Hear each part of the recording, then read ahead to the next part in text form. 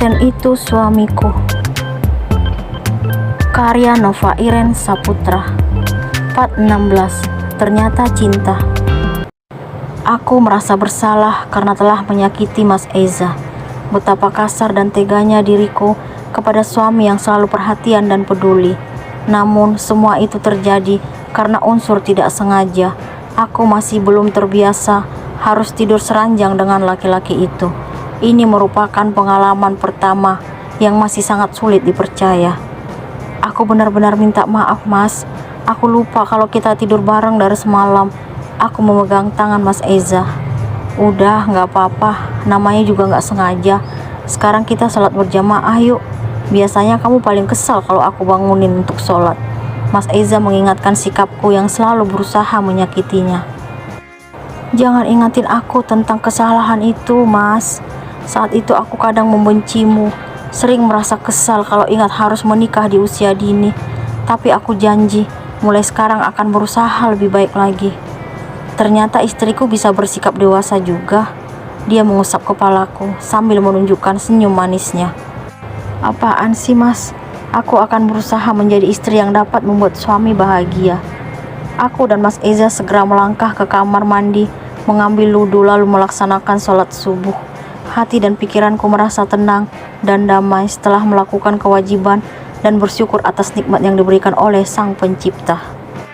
Kamu gak tidur lagi, Dek? Tanya Mas Eza setelah kami kembali duduk di tempat tidur. Enggak, Mas. Biasanya tidur lagi sampai pagi sebelum siap-siap ke kampus. Mas Eza menaikkan alisnya. Aku mau belajar berubah, Mas. Alhamdulillah, ternyata istriku benar-benar niat banget untuk bersikap dewasa. Dia mendekatkan wajahnya kepadaku. Kamu mau ngapain, Mas? Tanyaku heran. Rasa cinta ini semakin besar untukmu, Dek. Dia mengusap pipiku, lalu kemudian mendaratkan ciuman di dahiku. Aku bisa merasakan cintamu sekarang, Mas. Semoga kamu juga dapat membalas cintaku. Iya, Mas, aku sayang sama kamu. Aku janji akan segera menyerahkan jiwa dan raga ini untukmu. Betapa bahagia dan bersyukurnya diriku diberikan jodoh terbaik dan pengertian. Seandainya waktu dapat diputar kembali, aku tidak akan pernah membenci bahkan menyakiti Mas Eza. Dia lelaki idaman. Aku sekarang merasa menjadi wanita paling bahagia karena telah dipersunting olehnya. Semoga rasa sayang itu segera mendalam menjadi cinta. Setelah itu aku ingin meminta sesuatu darimu. Aku tidak mengerti apa maksud ucapan Mas Eza. Sesuatu apa, Mas? Tanyaku ingin tahu. Sesuatu yang tertunda. Tertunda? Apa? Aku penasaran. Udah, gak usah dibahas sekarang. Nanti kamu juga pasti tahu. Apaan sih, Mas? Kamu suka banget ngerjain istri. Bukan ngerjain, Dek, tapi aku takut kalau kamu nanti kaget. Kaget kenapa? Kaget dengar yang sebenarnya. Udah aku mau siap-siap. Mata kuliah pertama hari ini akuntansi.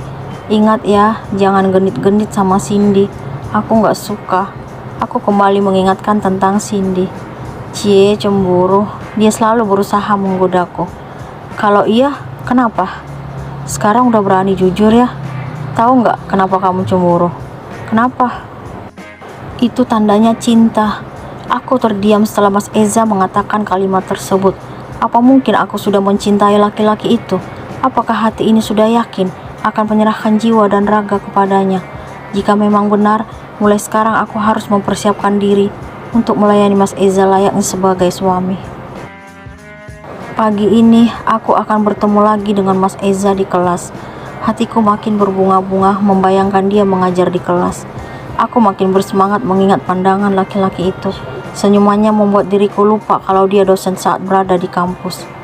Selamat pagi semuanya, dia memasuki kelas.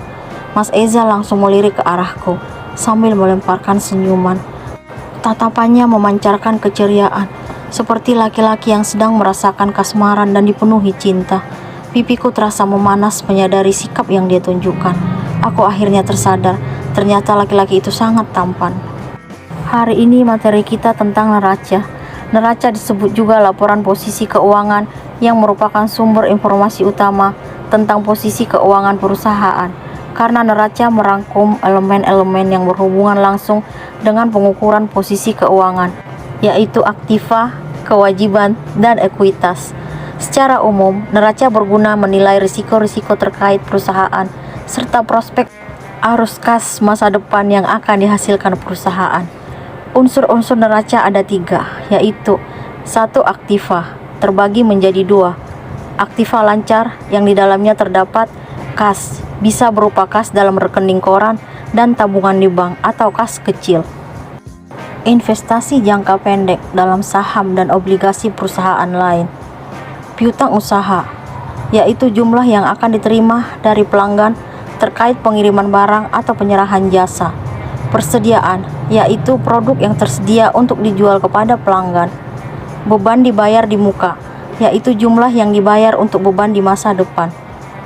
Aktiva tetap, yang di dalamnya terdapat tanah, properti tempat berdirinya fasilitas produksi, gedung, struktur fisik tempat operasi perusahaan. Mesin dan peralatan, meliputi mesin operasi, kendaraan, komputer, dan lain-lain. Pasiva, yang di dalamnya terdapat hutang jangka pendek dan hutang jangka panjang. Contoh hutang jangka pendek adalah hutang usaha, hutang gaji, hutang bunga, wesel bayar jangka pendek, bagian lancar hutang jangka panjang, pendapatan diterima di muka. Contoh hutang jangka panjang yang dimiliki perusahaan pada umumnya adalah wesel bayar, jumlah yang terutang kepada bank atau kreditor lainnya dengan jatuh tempo dari 1 tahun. Hutang hipotek adalah jumlah yang terutang kepada perusahaan hipotek dengan jatuh tempo lebih dari 1 tahun. Hutang obligasi adalah jumlah yang terutang kepada investor yang memiliki investasi dalam obligasi yang diterbitkan oleh perusahaan yang pembayaran pokok dan bunganya berjangka waktu lebih dari 1 tahun. 3. Modal. Modal adalah uang atau barang yang dipakai sebagai dasar untuk melakukan suatu pekerjaan. Dalam hal ini, modal dalam neraca adalah saldo dari modal akhir sebuah perusahaan dalam satu periode akuntansi. Kategori ekuitas dalam neraca perseroan terbatas mencakup 2 komponen utama, yaitu modal disetor dan laba ditahan, disebut juga saldo laba atau cadangan.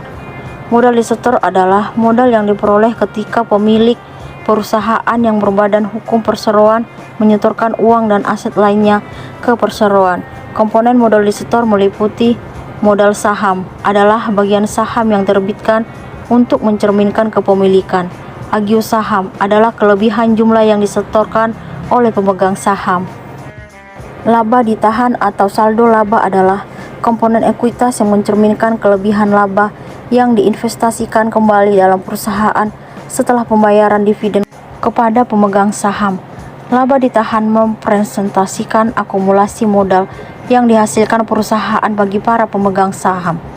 Perusahaan tertentu yang memiliki unsur penghasilan komprehensif lain akan menyajikan akumulasi penghasilan komprehensif lain dalam kategori ekuitas.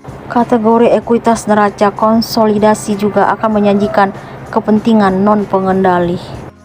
Laporan posisi keuangan mempresentasikan persamaan dasar akuntansi.